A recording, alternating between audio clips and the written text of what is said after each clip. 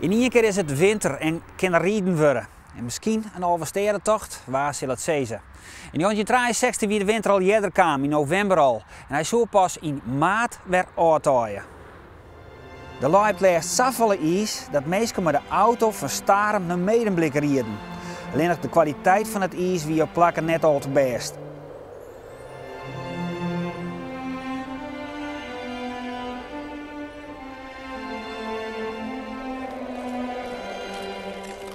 De dag zelf vreerde de maas 18 graden en de waaide een stormige eerste wind.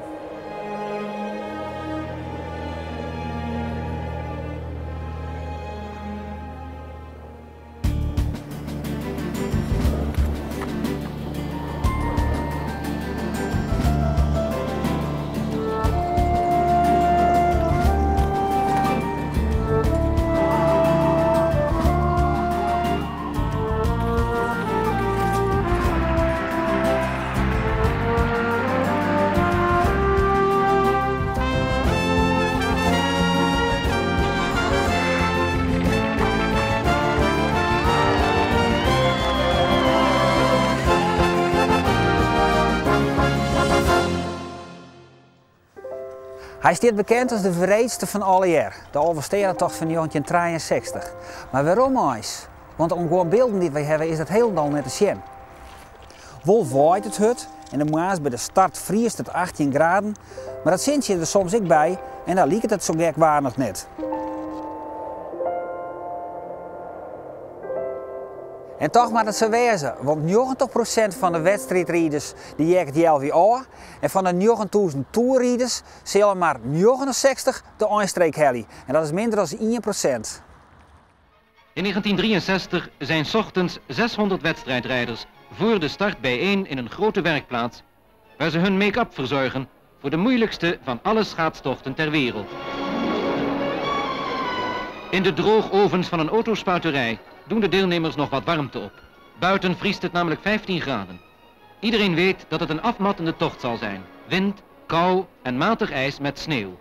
Sommigen beschermen zich extra tegen de kou met kranten die de te verwachten ijzige wind moeten tegenhouden. Maar de deelnemers zelf zijn niet tegen te houden. Om 5:30 precies storten ze zich op het door fakkels en schijnwerpers verlichte Van Haringsmakanaal, waar de organisatie banken heeft neergezet voor het onderbinden. Daar komen ze sprinten. Daar liggen de eerste al op de grond, die zijn weggegleden. En deze horde rent achter ons uit, daar duikelen ze over elkaar. Jongens, doe toch voorzichtig, want de schaatsen zijn nu al beschadigd. Ze passeren me hier links en rechts. Het is een orenverhaal geworden. De reetrijders die kennen elkaar uit en terug. Ze treffen elkaar op trainings en in een verhaal om wedstrijden. Oude namen als Jan van den Berg, Jan Uitham, Anton Verhoeven die ben er weer bij. Maar ik de nieuwe namen. Toen dacht ik een Reinier Paping mee. En ik snits ried ik twee nieuwe rieders voorop.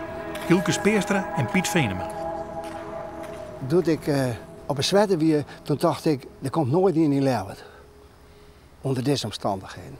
Nou goed, ik ben eerst in Snits aangekomen, tweede met Piet Venema in Driel, dat ik het goed heb. Ik zie er mooi bij en daarmee weer een beetje wereldberoemd in Friesland. Want ja, dat wie het. Ik heb grote eren opzetten. Het zou wezen. En waar het grote eren hier, in de Overstedentocht van 63, die had het net goed in. Het winnen de mansjes met de liedse eren. Het winnen de Reinier Paping. Jan Uitham.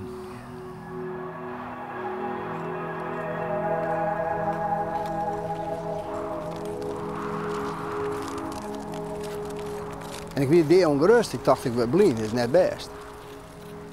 Daar ben ik gewoon, die heb ik gedacht van ik wil blind, maar dat vrekt me niet. Er is me niet een keer in de Saffel in de Overstedentocht, dan maar blind, maar ik wil winnen. En zo zet ik net in elkaar. Ik de wielerrieders had dit hier vaak op Redensteen kennen. Dus een heel soort die denken dat ze de Overstedentocht nu ik wil dwaan kennen. Er jou haar meer als 9.000 toerrieders aan. Maar er zal haar nog heel wat te wachten staan. En ze halen redelijk gauw in de gaten dat het eens een onmogelijke opjeft is om de finish te halen. Het zwaarste is vooral sneeuw op de baan en dat die baan dicht waren. Dat is vooral dat het mij zwier maakt. Maar toen zit alle sletten hartstikke vol zon. Dus je kon net een kant meer uit. En boven dat met Noorden werden alle twee gewoon splitst in treinen. Die werden helemaal kapot. Maar allerlei, ja, veel kon ik toen niet komen. Jong, ik kon zeggen, het leek wel oorlog. Ik kon zeggen, dan riep niet zo'n sneeuwbelt en dan kwam die race easy, die kwam, dat liep van je. Hey, want dat ging net zegt, daar riet je maar als rotgang riet je daarin en die poorten komen om, hey, in Driels aankwam, daar waren we daar. Ik zei, vrouw, ik schijt. Ik zou nog geen gewoon in Staven rijden als ergens in Cerkers als bal zit, maar ik krijg dit net vadelkoor en ik ben nou thuis. Wanneer het daglicht komt, hebben de eerste wedstrijdrijders de grote meren al achter de rug. Doorgaans het beste stuk. Nog niet moe, daglicht en een achterlijke wind. Het zijn er zo'n 25 die, gesteund door de sympathie der bevolking, nu in een gesloten groep verder trekken in de richting Staveren. De favorieten. Maar ik Roel Bokker-Span en Jan van der Meulen, de beide Stiersers. Arie Duursma van Beetse Zwerg. En de broren Vekken van Stobbeke, die rieden erbij. In het kleine havenstadje Hindelopen vallen de rijders om 9:30 's ochtends binnen.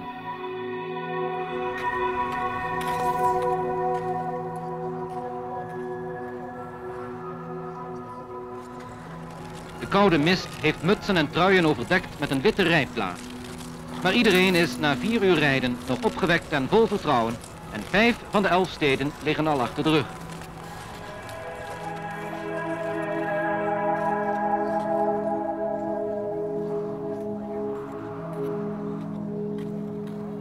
Hier in Hindelopen moeten de rijders over een dijk lopen, waarbij een zekere Reinier Paping ten val komt.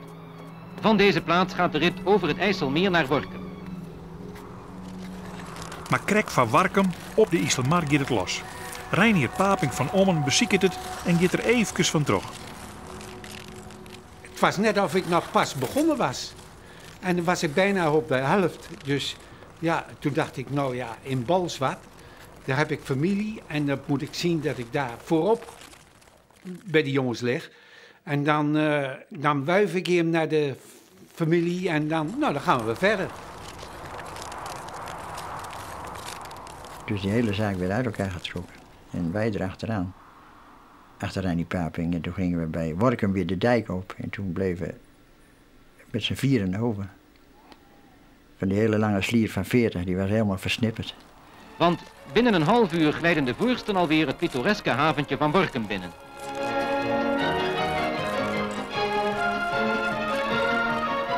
Hier moet opnieuw geklauterd en gelopen worden. Klunen noemen de Friezen dat. Het is gevaarlijk en vermoeiend. Van nu af gaat de tocht verder door de eenzaamheid van de Friese kanalen en vaarten, langs de oases van beslotenheid die de kleine stadjes en dorpjes vormen. Ene in de buurt van Tjerkwerd met Paping pisje. En de oren wacht je net op hem. Ik was kwaad dat ze dus het tempo niet naar beneden ging, maar dat ze gewoon doorgingen. Maar dat is vaak een heel gefrommel met die kou. Dus dat duurde wat langer dan ik gedacht had. En toen kwam hij weer bij ons en zei, willen jullie me kwijt, jongens? Was een beetje geïrriteerd. Dus hij had het gevoel alsof wij gingen versnellen. En dat was helemaal niet zo, want het was nog 100 kilometer. Dus dat was helemaal nog niet aan de orde.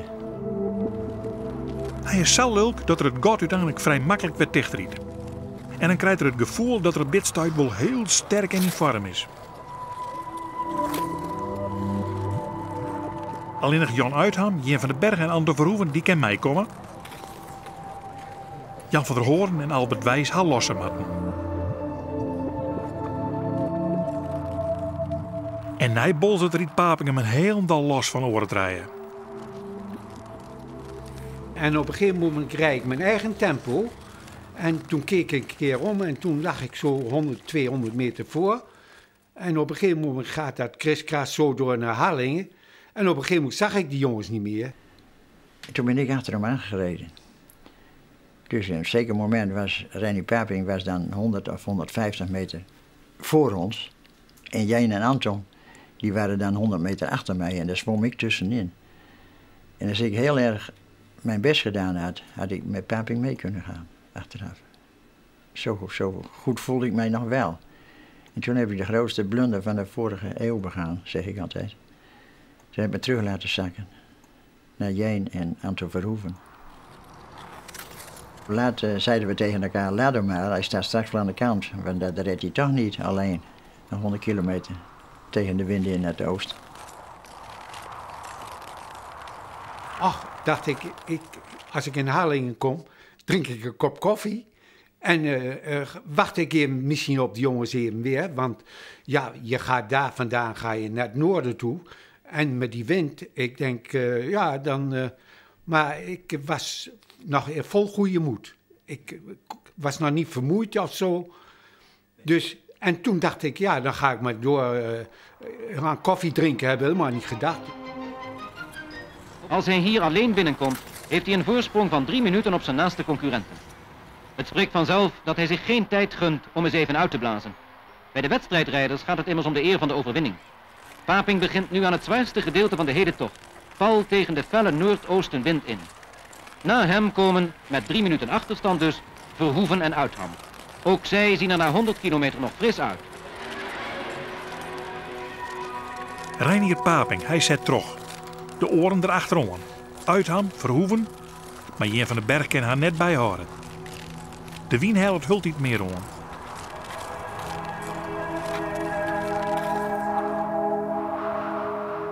Wier. Paping riekt nog altijd alleenig en liek het nog altijd net wurg te wezen. Voorbij Franeker begon ik te denken van... ik lig 7, 8 minuten voor. Ja, je hebt nou de kans om die Elfsteden te winnen. En dat vond ik zoiets groots voor een wedstrijdrijder. En dat zat steeds in mijn gedachten. Probeer deze wedstrijd te winnen. Jen van den Berg is weer wat bijkwam en krijgt weer ontsluiting met Uitham en Verhoeven. Ver achter de koplopers bewegen zich als een lang lint de overgebleven groepen toerrijders door het land. Van de 10.000 die in deze categorie 's ochtends om 6 uur zijn gestart, hebben duizenden de strijd al opgegeven. Ja, ik onderwijs. Ik had het idee, als je nou wel reden zou, nee, geen reden zonder hier.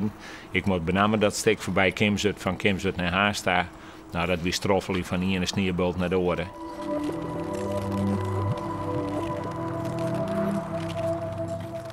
En zo kwam ik in Fransie toe en toen weer het meest net verder. Ben je heel leuk hoor? Nee. Eens wie ik wel een beetje blij, want ik vernam al wat om mijn eigen.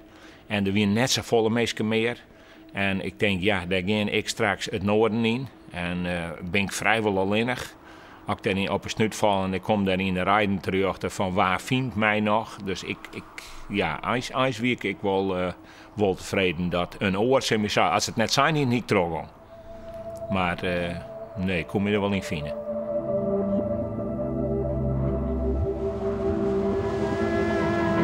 De toenemende noordooster, de alles doordringende stuifsneeuw, het slechte ijs en niet in de laatste plaats de eenzaamheid beuken zwaar op het moreel van Paping. Volgens de laatste berichten moet hij ongeveer 250 meter nog vandaan zitten, Reinier Paping. Nog 250 meter, dat 250 betekent dat hij ieder ogenblik hier zal zijn. Ja. Hartelijk dank voor de mededeling. Dames en heren, u hebt het dus gehoord. Reinier Paping nog enkele honderden meters hier van het kruispunt in Barthliem verwijderd. Misschien dat u hem zelfs al in beeld hebt, wij kunnen dat nog niet zien. Hij komt eraan.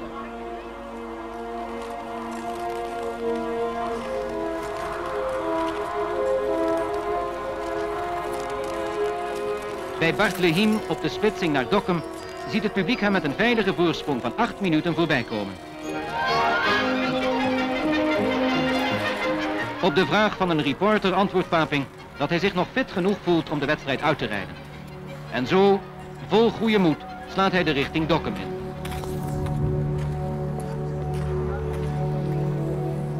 U hebt het waarschijnlijk zelf ook wel gezien. Het waren enkele korte ogenblikken dat hij Paping zo vlakbij zagen en hem dus ook nog even spraken. Zijn gezicht was toch wel zwaar verweerd en had wel duidelijk de sporen van die geweldige barre tocht die hij achter de rug heeft. Die 170 kilometer die het nu ongeveer al is, die hij achter zijn rappe voeten heeft weggestoten. Wat een geweldenaar. Jan Uitham, Anton Verhoeven en Jen van den Berg die liggen bij Bartlehem 8 minuten achter op die Lietse vrotter uit Ommen, Reinier Paping. Hij is hier op Wijn in Dokkum.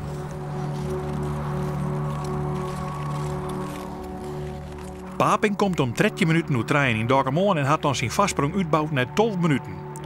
Hoe er op dat stukje open hassen in de wien zo uitrennen kan, ja, daar komen we haast nog even op weer om.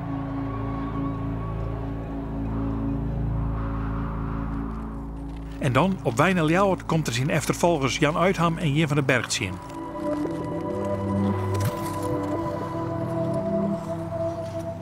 Anton Verhoeven is wegvallen. Shot niet meer. Snieblien. Hij beziekert het wel, maar hij kan net meer. Hij zal als 21ste eindigen. Dan komt Appie Wijs. En dan de volgers.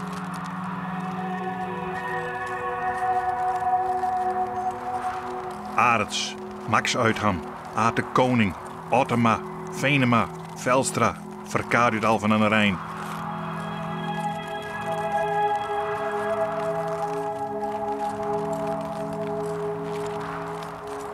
En dan de oren. Dit groepje zit al op oren van Reinier Paping. Paping roust van de wien op naar Ljouwert, maar zal nog een breekstikje krijgen. Bij Bartlehem neemt hij de laatste afslag op naar Oudkerk. En dan kom ik in Bartlehem en toen kwam weer een grote teleurstelling. Maar dan moest ik naar Oudkerk en dan was weer helemaal dichtgesneeuwd. En weer de schaatsen onderweg gedaan, weer een stukje gelopen. En dan vraag ik aan de mensen, hoe ver nog? Nou ja, de ene keer zeggen ze 6 en eentje verder 8 kilometer. Ik denk, komt er dan nooit een eind aan? En toen komen wij in Oudkerk.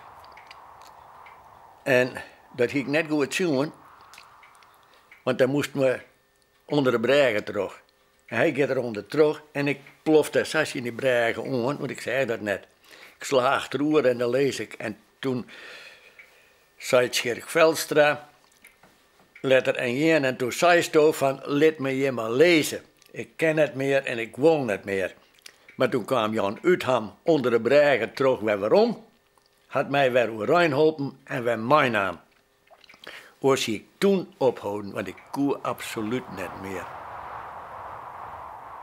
En toen iets verderop zeiden mensen, er ligt iemand achter jou met een nummer. Toen ben ik gestapt en heb ik gekeken weer, even teruggegaan. Want ik dacht ook, nou word ik waarschijnlijk derde, misschien tweede. Omdat jij niet zo fris was, ik dacht, nou dat red ik wel, denk ik.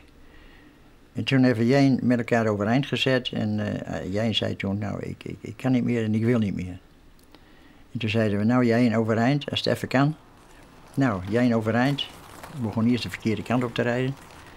Dus ze hebben hem omgedraaid en toen is hij weer achter mij aangegaan. Maar steeds als er weer een sneeuwduin kwam, dan liep ik zo 10 meter bij hem vandaan. Dus ik heb hem gewoon, ik heb hem niet meegeholpen, maar hij heeft zich wel aan mij vastgeklampt. Als schaduw, hij zag mij wazig. Dus en dan viel hij soms op een plek waar water op het ijs was. En iets verderop viel hij in de sneeuw en dat plakte allemaal vast. Het was net zo'n bakketbakker, zo zag hij eruit. Dus een fantastische sportman. Je moet er net rekenen dat er nou een Erik Hulsenbos angenent weer eens even op Hellisil en we mij neemt. Had je vallen, ben je voort.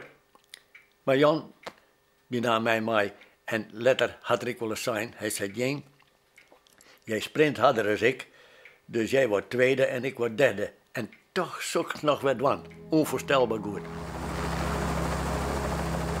Intussen landt in Leeuwarden een helikopter die de toegestroomde mensenscharen wolken van stuifsneeuw in het gezicht blaast. Het toestel brengt de koningin en prinses Beatrix naar de Friese hoofdstad. Zo leven zij mee met dit grootste schaatsevenement van Nederland, dat zij de aankomst van de winnaar van dichtbij willen aanschouwen. Maar door de chaotische drukte bij de eindstreep kunnen zij slechts van verre gadeslaan hoe Reinier Paping na een unieke solorit van 100 kilometer als eerste aan de finish komt. Zijn voorsprong op nummer 2 heeft hij uitgebouwd tot 21 minuten.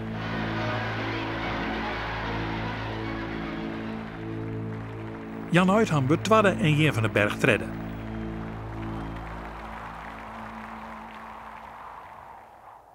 Maar dan, krijg nadat de koningin de winnaar wijdweidig gefeliciteerd had, komt er een bericht uit zijn brande hoes. Ze brandde hoes. Ja, ze brandde hoes. Een gehucht tussen Beddaad en Dokkum. Meneer Sturm, we staan hier op een bregen van Sebrande Hoes. 18 januari 1963. Toen stien Jo hier ik. Wat was jouw taak hier? Hè?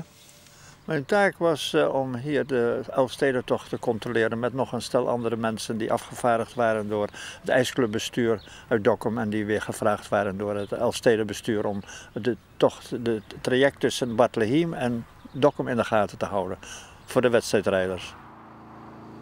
Hij had een camera bij hem en zet die aan wat Paping daar in een wolk van orenrieders aankomt. Hij filmt dat Paping door die orenrieders uit de wien houden wordt. Op dat moment dat ik achter hem aan begon te rijden, toen ontstond er ook de situatie dat ik zag dat hij onmiddellijk gebruik maakte van een schaatsrijder daarvoor om daar achteraan te gaan. Want de wind die was zo ongelooflijk krachtig. Daar kun je geen voorstelling van maken, maar er was bijna niet tegenop te tornen. En daar heeft hij gebruik van gemaakt. En dat heeft de jonge man die dat daarvoor opreed, die heeft dat natuurlijk ook aangevoeld. Die heeft uit trotsigheid heeft hij natuurlijk geprobeerd zo'n bekende en goede schaatsrijder om die te helpen. En daar heb ik 100 meter achteraan gereden. En toen dacht ik bij mezelf, maar hier is een overtreding gaande, want dat was ook mijn taak waarvoor ik daar op het ijs was. Hij zocht alleen nog Paping een overtreding meidje. Uitham van de berg en letterlijk de oren die horen haar keurig aan de regels. Nee, die zogen elkaar. Ja. Maar daar waren ze toe gerechtigd. Omdat ze dus wedstrijdrijders waren, mochten zij elkaar zuigen, om het zo maar eens te noemen. Dus uit de wind vangen, maar elkaar niet aanraken. Maar een wedstrijdrijder mag verder helemaal geen bemoeienis hebben met de buitenwereld, zullen we maar zeggen. Dan had ik kunnen zeggen, ja, ik heb bij Barthlehiem rijdt er een man voor me en die rijdt een stuk met je mee. Ik zeg, maar die kan ik niet van me afschudden. Ik zeg, want daar heb ik geen last van. Dus ja, zegt Jeen toen nog. Ik heb toen gezegd, ga weg of zo, weet je wel. Nou ja, dat weet ik dus niet of hij dat ook wel gezegd heeft. Maar. En toen had het Alverstedenbestuur een fout maken. Want zij komen op Usta, op Jan Uitham en mij. En ze zeiden, nou, wij hebben bericht van een geheime controleur dat Reinier Paping had het net eerlijk dingen. Wat zei ze hem daarvan? En toen zei Jan Uitham, Reinier, die weer safvolle voor us, wij vinden dat best. Jem zullen us daar net oerjeren. Maar dat Alverstedenbestuur hier net naar u stak komen matten, die hier dat uitzichtje matten. En net van u's oog hing je laten matten van hoe zit dat? Reinier Paping heeft een voorsprong opgebouwd van 10 minuten en meer. En zonder die hulp was dat geen 10 minuten geweest, maar waarschijnlijk 7 of 8 minuten. Het was zoveel ruimte, zoveel voorsprong, dat met of zonder hulp, dat het maar een paar minuten gescheeld zou hebben. En het was wel zo, als we in die dorpen waren, zoals Stiens, Bertikum, dan reden bij ons ook jongens, die wachten op ons als wij het dorp binnenkwamen. En die gingen dan proberen voor te rijden. En jij was er heel bang voor. Die zei, jullie niet voor ons, je mag meerijden, maar achter ons blijven. Dus jij die stuurde die jongens weg. Maar bij ons hebben ze het ook geprobeerd. Maar we hadden daar gebruik van kunnen maken, tegen de wind in. Maar dat was dan ook nog 1 of 2 kilometer, van zodra je het dorp door was, dan stapten die jongens weer.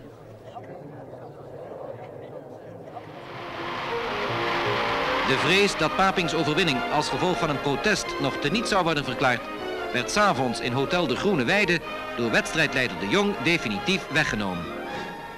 De wijze waarop Reinier Paping met 21 minuten voorsprong hier vandaag deze zware ijsmarathon heeft gewonnen, heeft ons tot overtuiging gebracht aan het bestuur te moeten voorstellen om Reinier Paping van deze voortreffelijke prestatie definitief als winnaar van deze Elfstedentocht te benoemen en het bestuur heeft zich hierbij aangesloten. Ik dank u. Het gejuich dat opklonk verried de instemming van de aanwezigen met deze beslissing. Ook Uitham en Jeen van den Berg werden gehuldigd. Maar de meeste bewondering gold toch wel de 31-jarige Rein Paping, die in zijn eerste barre Elfstedentocht een onvergetelijke zege behaalde.